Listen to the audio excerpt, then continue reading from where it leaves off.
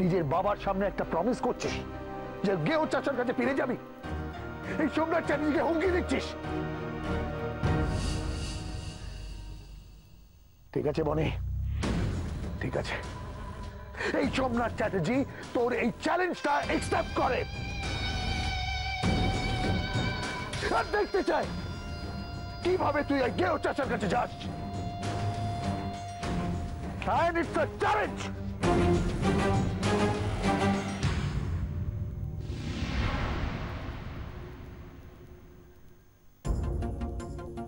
তোমার বনি এখন বড় হয়ে গেছে বাবা, তাকে খেলনা পুতুল দিয়ে আর তুমি সামলাতে পারবে না।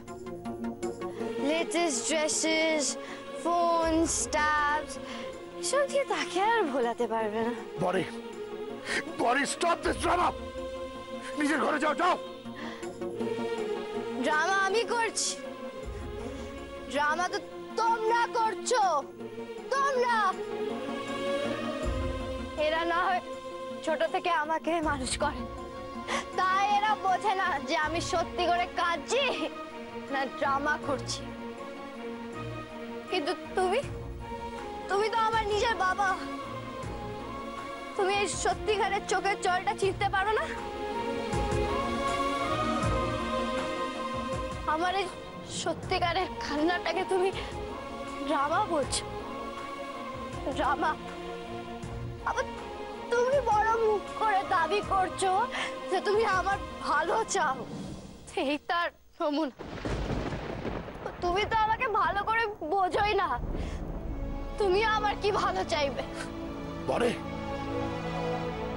বনি, তুই কিন্তু লিমিট ছাড়িয়ে যাচ্ছিস। হ্যাঁ যাচ্ছি, আর বাধ্য করছে তোমরা, আর বিশেষ করে তুমি। আজ আমি বলছি তুমি আমার ভালো বাবা নও, তুমি ভিলেন, তুমি সত্যি ভিলেন। কত মেয়ে বাবাই তো এরকম ভাবে তার মেয়ের সম্পর্ক ভাঙতে, আমার বাবাও চেয়েছে, এটাও তো হয়ে থাকে তাই না? বনি তুই কিন্তু জানি বাবা, আমি তো তোমার ভালো মেয়ে নই, আমি তো তোমার কোনো কথা শুনি। অনেক মেয়ে তো এরকম হয়ে থাকে, সেটা তো তাদের হ্যাবিট। পিসি, তুমি বলেছিলে না লাইফটা ফিল্মের মতো নয়, আমি তোমার সেই কথা শুনিনি, তাই আজকে ফিল্মটাকে লাইফ বানাতে পেরেছি। জানো পিসি, শ্যামলী পিসিও বলেছিল আমি নাকি গৃহবধূকে ভালোবেসে ফেলেছি। আমি তখনও সেটা ফিল করিনি, আর তাই শ্যামলী পিসির কথাও শুনিনি।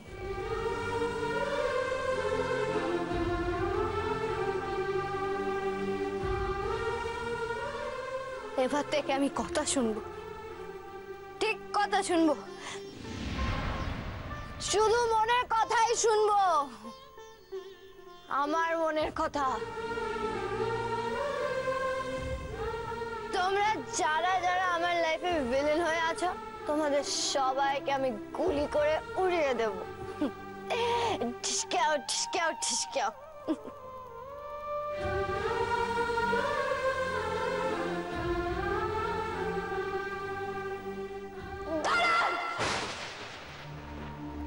না, এই বিয়ে হবে না, কিছুতেই হতে পারে